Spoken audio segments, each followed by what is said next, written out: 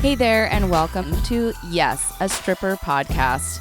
On this podcast, we'll discuss how classifying each other as people and workers is dangerous to society and marginalized groups of people. We'll also talk about the climate in and outside of the strip clubs and all of the amazing things that strippers do. And of course, we'll talk about all of the things in between. I'm your queen, AM Davies, and this is YAS, a stripper podcast. Hi guys, welcome back to another episode of YAS, a stripper podcast. Today is going to be very exciting because we have a guest today that I have never met before and I have never talked to before. And normally I know all the things. So I think that this is going to be a really interesting challenge for me.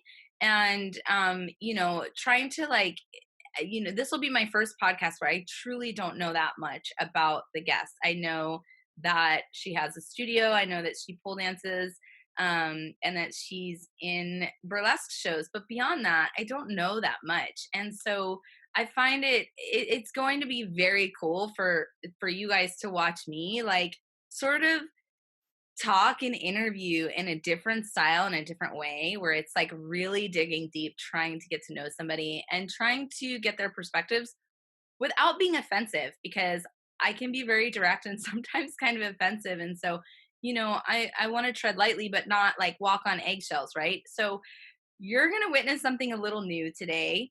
And our guest is also going to have to go through that with me. And we're just going to, fucking wing it, man, and find out what's going to happen. And I'm going to tell you something. I'm not even scared. And I think that the main point of this message is, do something challenging as often as you can. And just go for it, even if you don't know what it is. And if you don't know the outcome, just take a chance and go for it and learn as you go, which is something that I do fucking almost literally every day of my life. And so I just hope that can inspire you, and just this topic inspires you to, like, if you don't know something or someone, fuck it, just go for it, man. Just send that text, just make that call, and just do that interview, dive in head first and see what comes out the other end. So speaking of that, here we go. Want to bring on our guest for today, Danielle. What's up? Hey, how are you? I'm freaking great, actually. How are you? I'm good, but I'm also very nervous. I'm excited that this is kind of new for you too, because I don't really know what to expect. Yeah, and you know what? Even though we've never met each other, we're just buds hanging out on the internet together. No big deal. Yeah. That's something that we do all the time anyway, on Instagram, social media, right? And online dating. It's like, whatever, right? Absolutely. And it's the only way to socialize right now anyway. So I know. Tell me about it. We're still deep in coronavirus era, you guys, in case you're listening to this like 6 months from now. Oh, It is awful. April 16th and we are in it. Yeah. I see that you are at the Vertitude, which is the pole dance studio that you own in Canoga Park, California. I am. At the moment, I have the whole studio to myself, which is rare, but also kind of nice. I've always said that this is like the silver lining to this quarantine, is that I never have a chance to just be here and train by myself. And it's actually kind of nice. Yeah, incredible. So you purchased that wasn't your business that you created. You bought that business from Sergia Louise Anderson. Correct. Yeah, about 3.5 years ago. 3.5 years ago. What was going on? Because, when that happened, we were all like, who is this person? Yeah. Right? The whole community. Who is this person taking Sergia's studio? Is she qualified? We don't know much about her. What was that time like for you, that transition? Tell us everything. It was insane. So, really, to answer that question of like, who is she? Nobody. Am I qualified? I don't know. I had a normal job, and I was a pole dancer, and I took pole classes all the time. I started subbing here towards the end, before I knew it was like towards the end. And because I was on the sub list, I got the email that she was closing doors. basically had been looking for an owner unsuccessfully. A few people had come through, fallen out, and out of pure curiosity, I just asked what she was asking for it. That was it. I just wanted, maybe I'll have a real number in my head for the future if this is something that I want to do. Yeah. And the answer was something I could afford, which was terrifying. Sure. And I mean, a lot of thought went into actually doing it, but it really was that moment right then and there that I was like, oh, well, I guess I'm going to buy a pole studio. Shoot. I have no idea what I'm doing. I'm terrified. I'm just going to fucking do it. I love so much how this is like so perfect with my opening. I told you I'm really good at what I do, and I just love that So good. it's totally blended. And like, is that sort of your personality to do things like that, or was this the first time you were confronted with something on this level? No, definitely the first time on this level. Sure. I would say that just doing things was new to me. Doing things that I wanted to do without being too afraid to just do it was rather new. If we were really want to get into it, it probably came with a bunch of weight loss that happened a few years prior to that, where I just was sick of where I was and I made a decision to change it. Wow. And being able to do that and seeing what I was capable of when I set my mind to it was then able to translate into doing other things that I wanted to do. Right. So you Yeah. had a transformative Oh yeah, turning point in your life. totally. Shoot, were you before the weight loss? Were you dancing, or did the dancing come after the weight loss? Well, I was a stripper before I was overweight. So early in my 20s, stripper, danced in the club for years and years and years. And when I quit that, um, I just quit any sort of physical activity at all, and like eating habits never changed though, and it just got out of hand. And then I gained weight, and so when I was a stripper, this is all very complicated now that I think about it. I was never a pole dancer. Um, so the pole dancing happened after I lost the weight. Yeah, I'm letting this all sink in because Okay. my head is swirling with questions now. I know it's a lot. I know. Okay, so where were you stripping when you were stripping? I started when I lived in Phoenix. I was going to college there, and I worked at a place called Christie's Cabaret, which is still the best club I ever danced in. And then when I came to LA, I worked at the Spearmint Rhino downtown for a really long time. What year was that? 2004? Girl, we danced together. What? 100%. I was stripping in downtown LA in 2004. Spearmint Rhino. Who was your manager? I don't remember who the manager was when I started, but when I left there, it was a guy named Aaron, bald guy. Mm-mm. Before that, I want to say I remember a guy named Richard. Oh yeah, Richard Perrin, maybe. Yes, I think so. Oh my god, this is so weird. It was so long ago. I'm like trying to remember all the girls now, and I'm like, how do I not remember? My stage name was Jersey. I won Entertainer of the Year for the company. I do remember that name. Yeah, when I was the only Jersey in the company. My name was Lily. Okay, and no offense, but Lily is like, no, yeah. Jersey is kind of like, you kind of remember that one because it's a little different. But also I had one, and I was very like, I was a corporate's baby. I was like a top earner. Not that I'm bragging, I'm just stating facts. Still impressed. Still very impressed. But oh my God, what a fucking trip, right? I'm like, I don't know this girl. That's insane. Very cool. Yeah. Tight. Okay, so wow.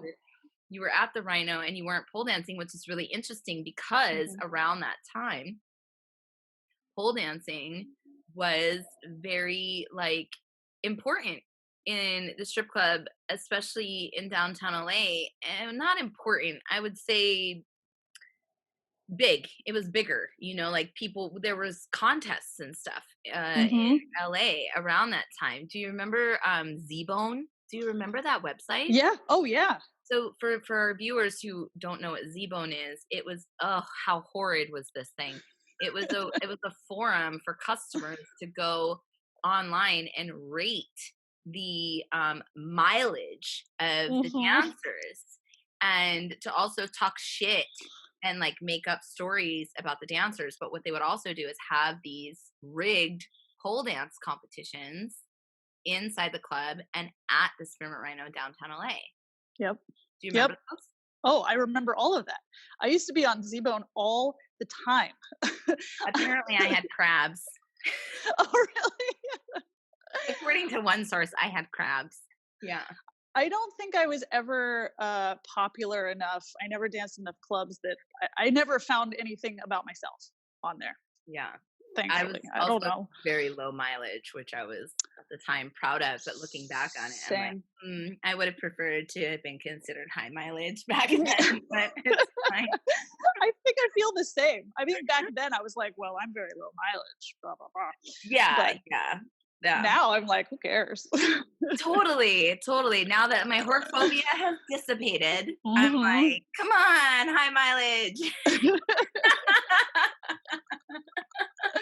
That said, though, as a girl that was like, I only do lap dances, I would get very angry at like, I would come in and I would see the other girls that were on the shift, and I'd be like, well, I'm not making any money tonight. I used to get mad.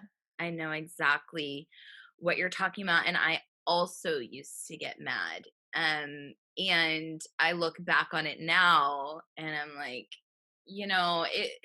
I can't get mad at myself for being mad at them then, because No. I was just ignorant of that the system was the issue. Mm-hmm. Yeah. No, yeah. And not them. Yeah. And I look back on those times not with regret, but just like, oh, you cute, you were poor thing, baby. Yeah. You need help.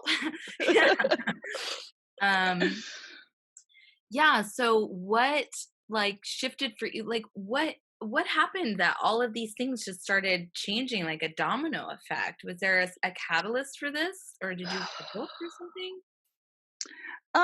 It's kind of hard to say. I know I quit stripping because I just got really burnt out. Mhm.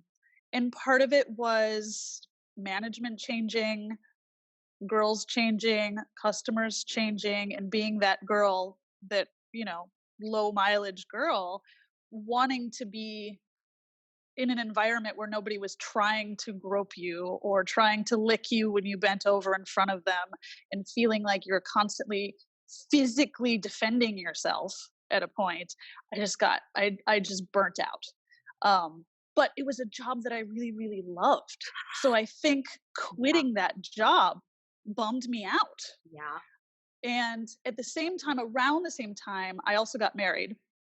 But he was always super supportive of me dancing. I didn't quit because I got married, but quitting and then being married and just kind of going through that, I don't have to be hot, I can be lazy, I'm kind of bummed about my job. I think that's what kind of started the unhealthy, not caring about my weight and my health, but Gotcha. actually am caring about it, just not doing anything about it. Right. Yeah. Yeah. I think that when you're dancing regularly at a job, you have to be physical. And so Mhm. it just seems easier to keep that physical aspect alive in your body when you're not dancing, like wanting to work out more, because that's like the momentum of moving your body is there. And then yeah, you take away the dancing. It's hard. Yep. Yeah, I feel you. You lose that momentum. Yeah. Yeah. Um Absolutely. I know exactly what you mean about loving the job, but being so physically assaulted for so much that you just Mhm. it just outweighs the love that you have for the job. And I think during the era that you and I were dancing, it was like, what do we do? How do I modify this job to suit my own boundaries? And the answer at the time was, you don't. Yeah. You just leave and figure something else out. Yeah. You try to find a different club. Yeah. I did that. I went to a few different ones and I was like, it's all the same. And I've been back since, obviously much older, much more mature, much more, I guess, confident with my boundaries. And I've had a much better time. I was just very young and just not able to deal with what was happening, the changes that were happening. Right. Yeah, yeah. And now I feel like, well, fuck you, fuck everyone. I am gonna make it the way I want it to be, and I'm gonna write to legislators and lawmakers. Yeah, it's awesome. It's an awesome job to have as an adult. Yeah, I know. You're right, because it's open to people as children. I started when I was 21, and I look, at 21 years old, I was still a child in so many ways. That's Yeah. when I started too. Same. Oh my God, I just had an epiphany. Something just hit me. What? But yeah, because it's so much easier to be taken advantage of the younger you are, and they want to age you out when you hit your 30s. But when you're hitting your 30s, you're like, bitch, I've got this whole thing figured out.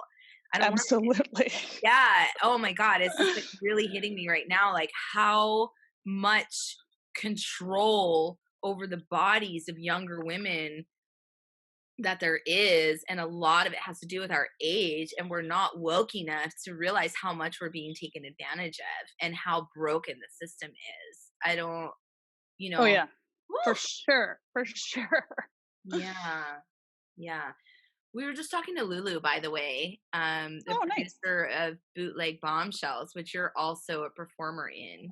I And am. yeah, and we were talking about stripping back in the day with her as well. So this is kind of perfect that your episode is closely following hers. Good. Yeah, but and it's so intriguing to know that you stripped during the same time as me, because I was looking at your profile on Instagram and I'm like, so she's not a stripper.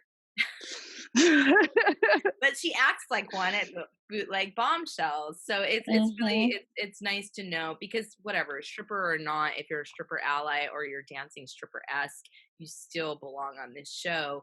But it's nice to know that it just digs a little deeper. And now I'm even more curious about like what that was like for you, stepping into this role of being a regular Bootleg Bombshell dancer, and how that translated to your past as a stripper. It was kind of interesting because I had been so removed from stripping for many, many years, and I had been pole dancing.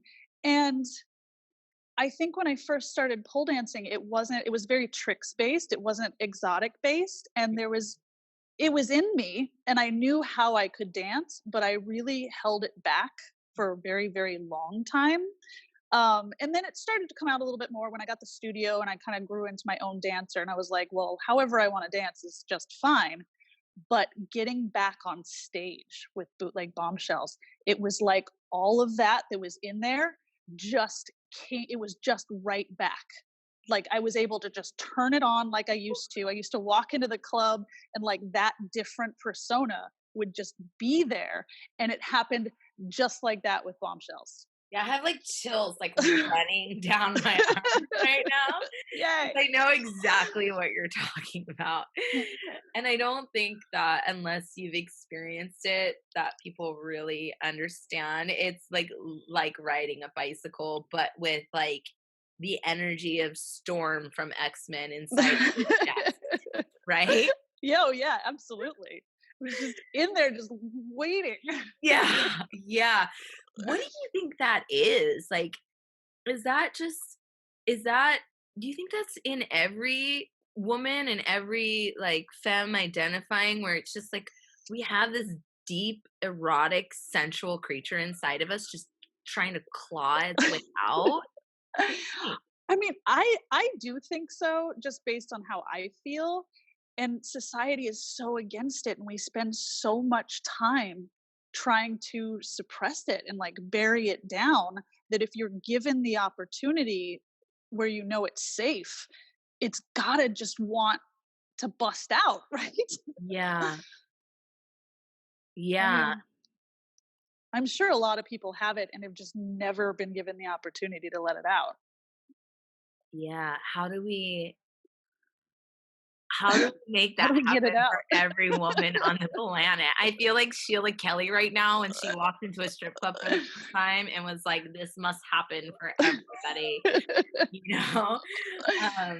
Yeah. Oh, shit. Yeah. I So mean, I go think ahead. how we do it is like what you do, and how I try to be is just kind of unapologetic about it. And anybody that tries to tell you that there's anything wrong with it, just don't even give them the time of day.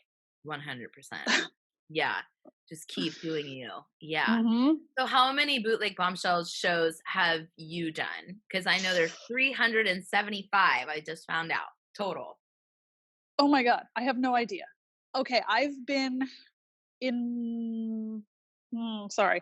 Last month it will be a year, or it would have been a year that I was a regular. Okay. So we do probably 50 shows a year. Okay. So you've So maybe done a I've lot. done 70. Nice. Yeah. That's a Yeah. lot. That's a Yeah. lot. Yeah. Okay. And do you, I mean, obviously there's a huge difference between bootleg bombshells and working in a nude strip club in downtown Los Angeles. Mhm. Um, yeah. Yeah. What have you found has been like maybe like the biggest challenge, I would say, from, living the way we once did and then seeing it in this format now? Like, do you have any thoughts or feelings about, and not to say this bad about anybody, but about the idea of taking the culture out of the strip clubs, making it more accessible, mainstream? Like, does that run up against anything, or is that just all kosher? No, I have a lot of conflicting opinions about a lot of this stuff. Okay. Because having been a stripper, having been or am a pole dancer, like those two like to butt heads all the time too. And because I'm both, I see both opinions. Sure. But thinking about it in like bootleg bombshells, I love the idea that like stripper style and energy and everything can be seen mainstream, and I appreciate that. But then there's also the people who like the show and appreciate the show but still look down on strippers, that I go, yeah, but you can't, no, fuck you. You can't do that. So I like and hate both aspects of it equally. It's really hard place to be. Yeah, it's like, because I would hear that working at Jumbo's Clown Room all the time. Like, I just love what you do here, and it's like so much better than like what I've seen at the strip club, and you're just so much talented, so much more talented than. It's like we're just like them. It's the same. It's the same, just in a different setting that you're more comfortable with. And so why do you have to disparage the other people in the process? Because it Exactly. doesn't suit your comfortability levels or because it doesn't suit your taste. You can Exactly. say, I really enjoy this. You don't have to say, I enjoy this so much better than that other shit that I just don't like because I don't like them because of this, and this. It's like, what? Yeah, yeah. Or I'll get the compliment that like, "Oh my god, that was really talent. It was really good. You're really talented," without it being trashy. Like, oh, thank you. I Okay. hate it. It's so annoying. Yeah. Trashy by whose Yeah. standards though? That's the real question. Hmm. Whose standards, what standards are you going by, and where did you gather that data that this is trashy and this is not? And at what point is there like that line of distinction, and like where's the consensus? Hmm. I find, and my theory is that people just parrot back things that they hear. Ideas that they've been given without really thinking about it, they just repeat it back. It's the same people that see a pole and think that now it's sexy. Right. It doesn't matter if you're doing gymnastics tricks. They're like, oh my God, that was so sexy. Just because there's a pole there. It's just a long metal tube that stands vertically in the middle of a room. You could do the same sexual and sensual type of movement without the pole, which obviously you did, right? As a stripper. Yep. You were in the strip club with poles in it, and you're like, nah, fuck that. I'm just gonna roll around on the floor and touch myself, probably. Can't even climb. Can't do it. That goes to my saying where I'm like, some strippers pole dance.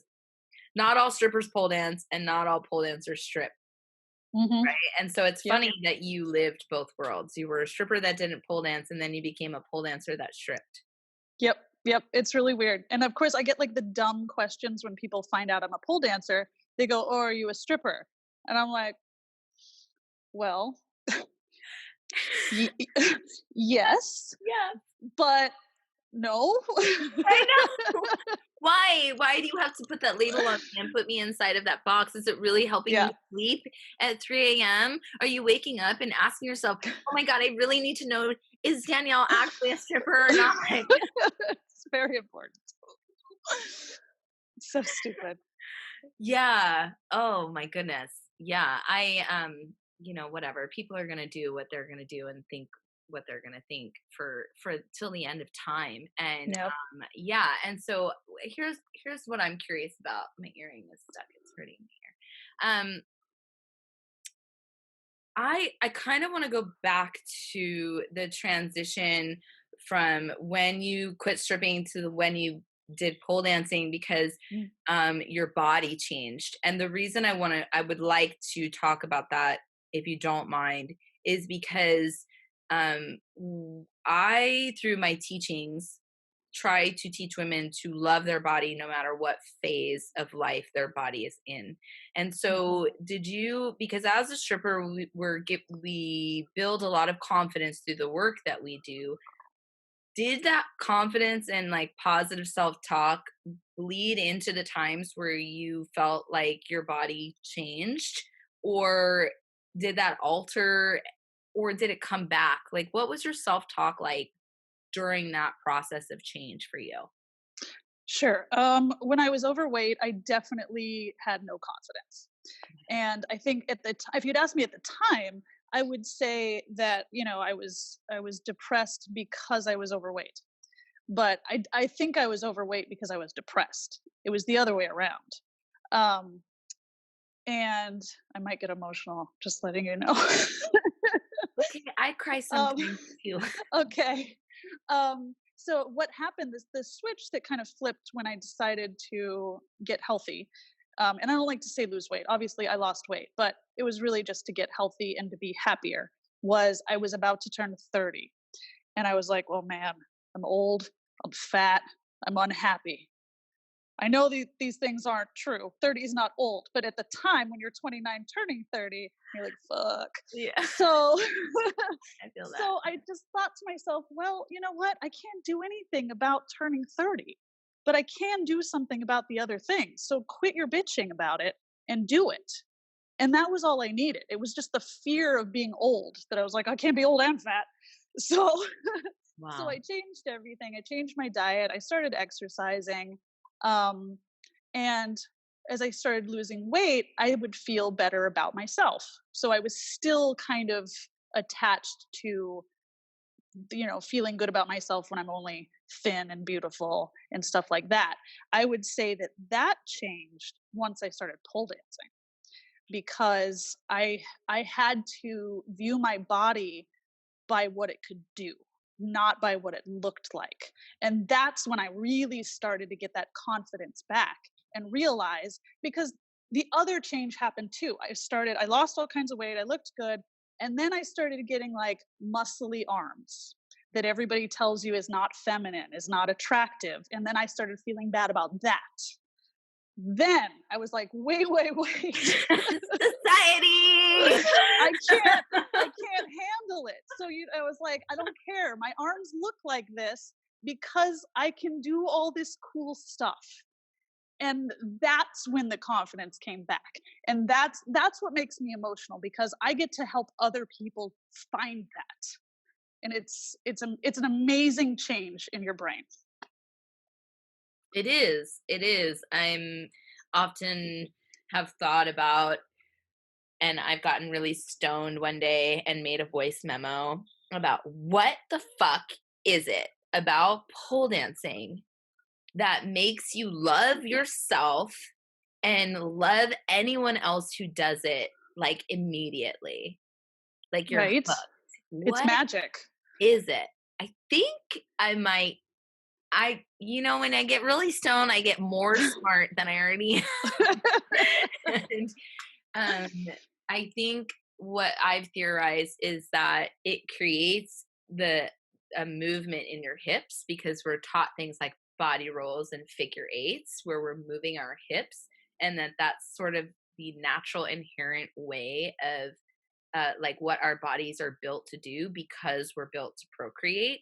And through the undulation of your hips and moving your body a certain way without doing it for the purpose of procreation, but doing it for the purpose of feeling good, that it like releases some sort of endorphins into the body that only normally get released during sex, but it's more powerful because it's for you. That's my theory.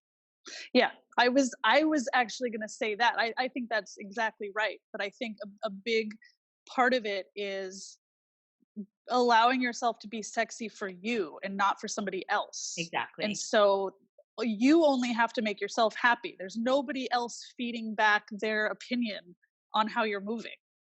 Exactly. Yeah.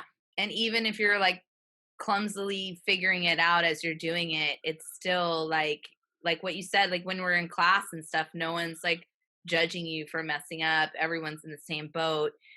Yeah, and you can move how you want. And I really like what you said too, and I've heard this before. Michelle Shimmy has also said this in my presence, that you start to like and love your body for what it can do for you instead of what it looks like. Absolutely. Yeah, because we're so hammered with, maybe it's Maybelline, cover girl, I'm beautiful today, like Pantene Pro V, make your hair like shiny. It's like, what the fuck? We're taught so much to care about our appearance. Yeah, and it's so much that you're never going to get there unless you're like a supermodel, whatever. But yeah, and what you look like doesn't really matter. It's how you love yourself and how you love others and how you know what I mean. And it's just, but the other messages are so loud and so constant. And so how do you apply your depth of perspective to your students that come in, that are new pole students, that are hungry for that? Oh man. it's I do feel like a therapist sometimes, because I get everybody that's like, I can't do this, I'm too old, I'm too fat, I'm too this, I'm too that.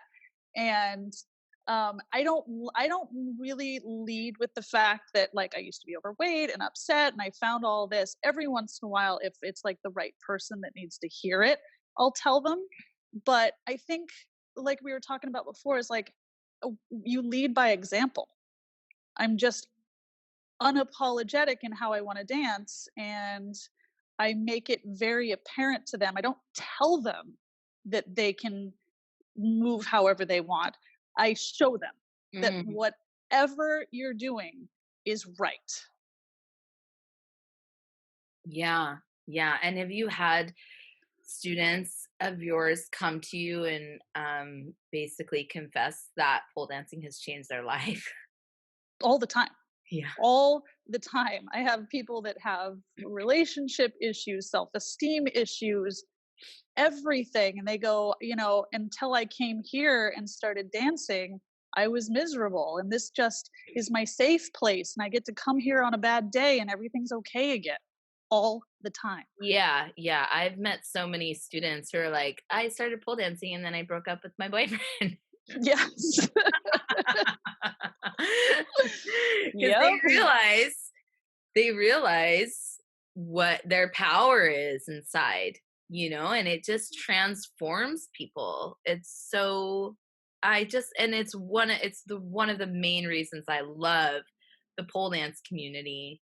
But at the same time, I get very frustrated with the pole dance community for continuing to um, use our culture how Hmm. they deem fit inside their own box of comfortability again while disparaging the rest.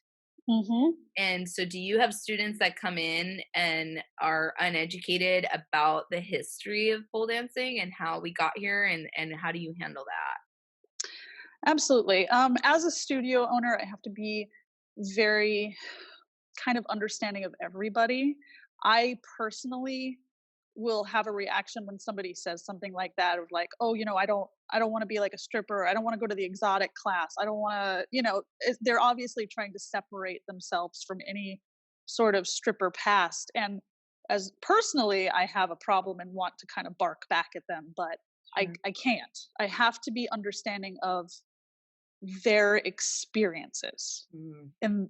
And I mostly just tell everybody, well, don't do anything that you're not comfortable doing. Just do whatever. And every once in a while, I'll just add in, I'll be like, but after you're here for a little while, you're probably going to want to. I just let them know. I don't tell them. I just let them know, like, this is the journey you're going to go on. And that's okay. Yeah. But I also just don't really entertain any stupid comments. I don't feel the need to change their mind, but I also just don't give them the time of day. I like to just brush things off like I didn't even notice, because it doesn't give it any weight at that point. A lot of people will come in, for example, and be like, do you have strippers that come here and take classes? And I go, well, I don't know what anybody does for a living. Mm. I just flatten it out. It's like, I don't know if people are nurses. I don't ask them what they do for a living. Yeah, because why is that an issue compared to any other profession that people have that walk through the door? Exactly. Like, It's all the because same. they're a stripper, how are they going to affect your class experience because somebody who strips for their job? Like, what is that? Why is there any weight to that? Nope. And there's not. And I feel like if I answer any more than that, I'm giving it weight. Exactly. Well, that's an excellent way to, I don't know. It's very diplomatic of you, because I would be like, yeah, what's your fucking problem? Yeah. I go home and I bitch to my husband about it. Sure. Sure. Wow. I'm like mind blown by this conversation because, we started off Right. like, I don't know what's gonna happen. Wow, incredible. Mackenzie, how long have we been talking? I've not been keeping track of time. Yeah, you're at 38 minutes, 36 seconds. Okay, 38 minutes. Okay. We're gonna talk a little bit more about one more thing, and then we're Cool. gonna move into our other segments. I guess okay, I'm trying to gather my thoughts, and we're gonna cut these things out, but I really want to Sure. tie this all together in a nice little package. The bombshells thing, might go back to that. Oh, do you perform anywhere else? Do you do any other type of burlesque or stripper-esque performances besides bootleg bombshells? Like, are you involved in other shows or clubs?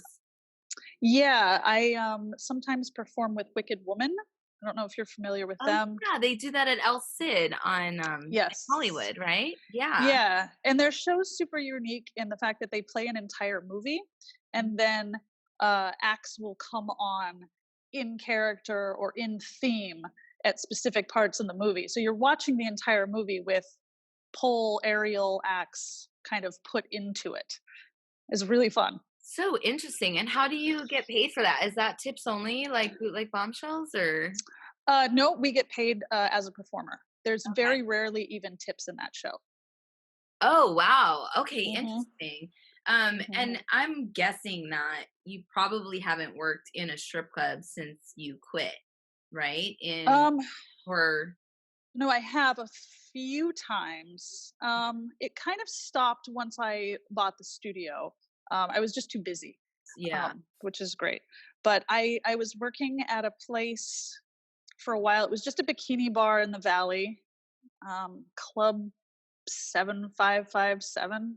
I think it was totally know called. what place you're talking about. And maybe it was called that because it changed names like every year. Yeah, it was Yeah. super divey. Yeah. But what I liked about it was it was really easy for me because they didn't allow anyone to touch you. Like the lap dance area was all very open. There was a security guard just posted there that would like shine his flashlight on somebody if they tried to touch you. And that's where I was at, where I was like, I don't want to physically defend myself. I don't want to be groped. I just want to go in. I want to make some money and I want to leave. And I don't want to like deal with any bullshit. And that was a good place for it. Dances were cheap. People would buy a lot of them. I wouldn't have to. I could just be like, I'd like you to touch me, but that guy over there, he won't let you. Right. So, right. That was maybe right before I bought the studio, so like 4 years ago. 4 years ago. Yeah.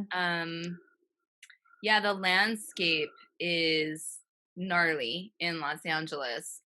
It sounds like in Arizona things are a little bit more strict. I've never danced in Arizona. And before we finish,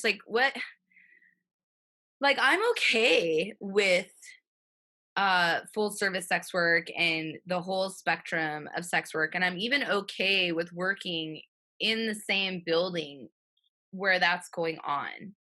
But what I'm not okay with is a clear understanding of what boundaries are and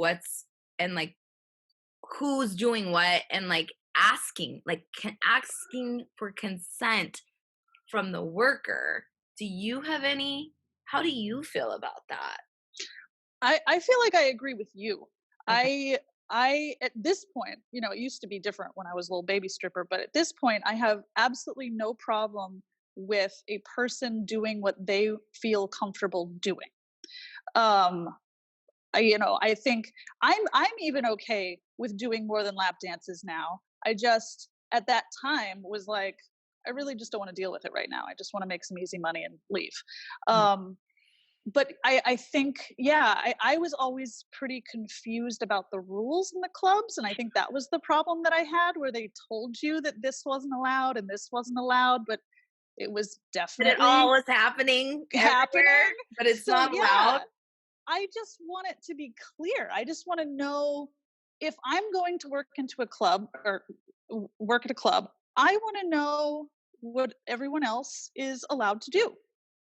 I feel really naive sometimes walking in and be like, oh, we're all going to just do lap dances. And I'm like, oh, no, we're not. We're doing more. Yeah. So it's up to the person, the sex worker. They get to decide what they want to do.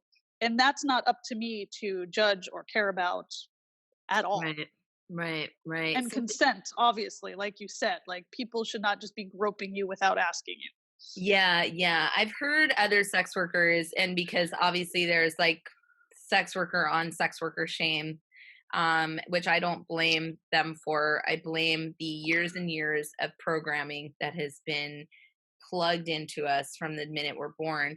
But I've heard them say things like, I don't want to be in the same room as that type of person or that, because I don't want other people thinking that I'm that way. And the fact of the matter is, and this was what I experienced, that in the strip club where full service sex work was happening, everyone did assume that I was also providing that service. Mm-hmm.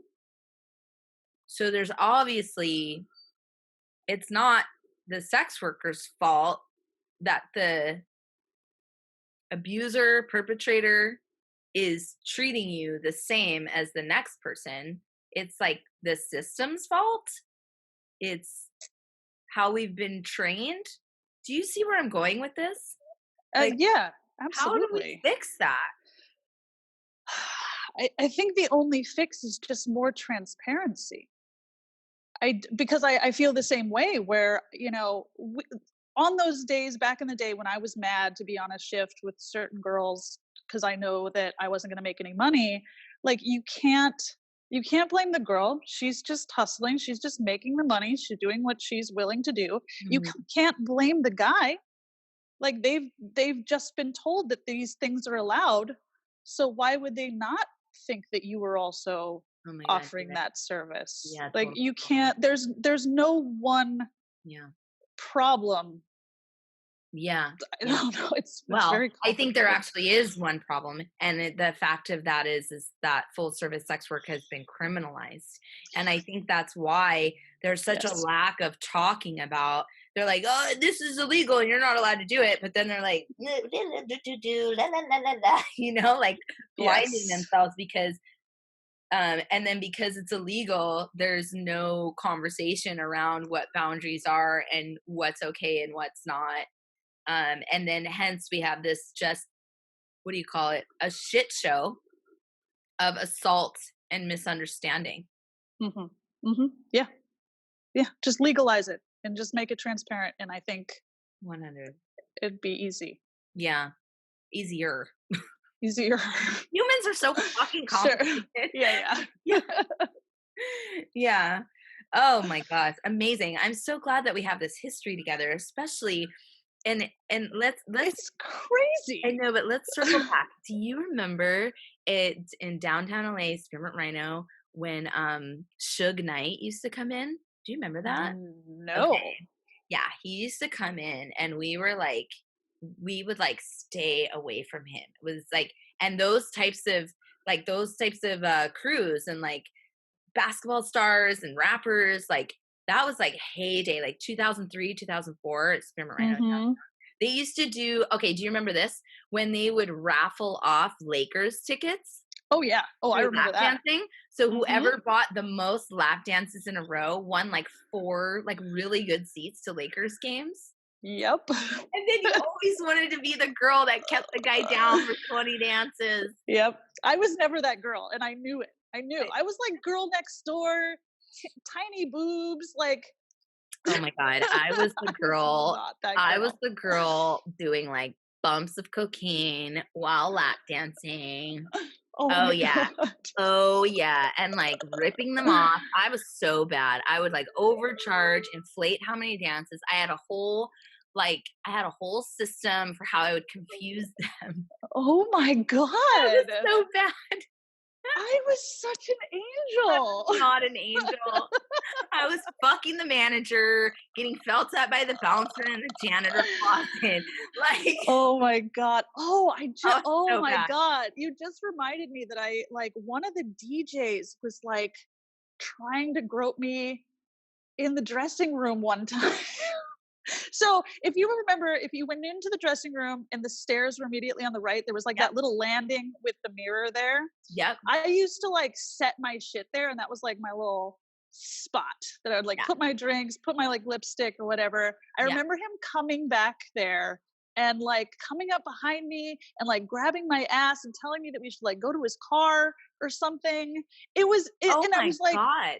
I was like really freaked out by it. And then the next time I saw him, he apologized to me. And he was like, "Oh, I have a girlfriend. I don't know what I was doing." Blah. And I was just like, Oh my God. Talk "Oh, about more confusion in a what?" already confusing workspace. And now you have to deal with it from your fucking coworkers who are supposed to be taking care of you.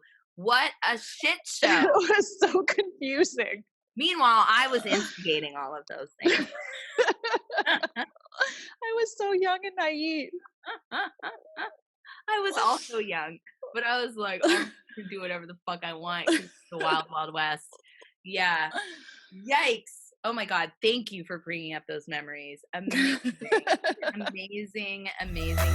Want to be fabulous just like these strippers? Pay attention. It's stripper tips. Okay, so my stripper tip is something that I learned in the club that I think applies to almost everything that we've been talking about. And it's knowing that you well, let's see. Let's start over. Okay. I think something that I learned in the club that helped me be more successful and just happier overall is that you can't allow other people's opinions of you to decide how you feel about yourself. Because in the club, guys will, to your face, tell you what's wrong with you according to them, right? You're the most beautiful woman in the world to one guy and the most hideous to another, and you need to let that go. Yeah, you're so right. Mm-hmm. Wow. So Yeah, and that could even happen in like everyday life. One of my least favorite things is when strange men that I don't know demand that I smile. yes. And it's the same because the man is looking at you and they want to know what you look like when you smile, because that will make them feel good and it'll give them some satisfaction in that moment. And when men tell me to smile, I just completely ignore them. I don't even it's the same thing. No, you don't owe them anything. No, you don't. Amazing. Get ready for our rapid fire question round. It's time for 4 for 1. Okay, here you go. First question. Have you ever gotten so wet that you thought you randomly were getting your period and then checked your panties right there on the spot to investigate? I do that all the time.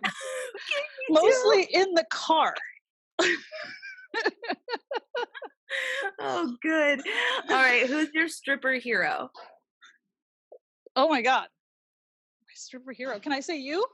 No. Damn it. Okay, I'm going to say Jordan Kensley. All right. Good one. Yeah, she's pretty killer. If you could control how your vagina tastes, what flavor would you choose? I feel like it's pretty disturbing. I'm going to go with watermelon. That's really good. No, that's a great choice. I like that candy flavor, so. Yeah, I love it. Okay. I don't know why I'm the one tasting it, though. No, you're not tasting it. That's too complicated. Yeah. What's the sexiest thing someone has ever said to you? Oh my God. This is the hardest one. The sexiest thing anyone's ever said to me? Yeah. I don't know. I don't know how to answer this. So is it the thing? Can't ask how to interpret that's right. the question. Okay. It could be anything. That's like okay. It's this is weird. So one of the things that turned me on the most that a guy said to me, it was pretty casual and we were about to have sex and he said, "Is this what you're here for?" Oh my God. And I don't know why, but that really worked for me because I'm like, yeah, this is all I'm here for. Oh my God. That reminds me of Russell Crowe in The Gladiator. Are you not entertained? Is this not what you came for? Just like that. Amazing. Good job. I'm clapping. Good job. Yeah. Answers. I love it. Okay, Danielle, tell our audience how they can learn more about you and follow you and become your fan. Oh my gosh, please do. So on Instagram, I am Danielle G. Pohl. And most importantly, the Vertitude, hashtag or at the Vertitude. You can come to my studio and take all of my classes. I teach all the intro classes, so I get all of the babies and I get to make sure that their beginning pole experience is a good one. And that's really important to me. So yes. Awesome. Well, thank you so much for taking the time and just jumping into this pool with me. Absolutely. Thank you. I can't believe we had like the same stripper past. I know. It's so great. I love it. I love my stripper history and to be able to share that with people like you. So thank you. And thank you to everyone for tuning in. Yes, the Stripper Podcast comes out every Wednesday. So we'll see you next week. Make sure you listen. Bye. Yay, bye. Any questions, comments, or concerns, you can email us at yesastripperpodcast@gmail.com. Be sure to follow us on Instagram at yesastripperpodcast. And you can catch the show on YouTube, Spotify, SoundCloud, anywhere that you can find podcasts. We hope you tune in next week. I've been your host, AM Davies. See you soon.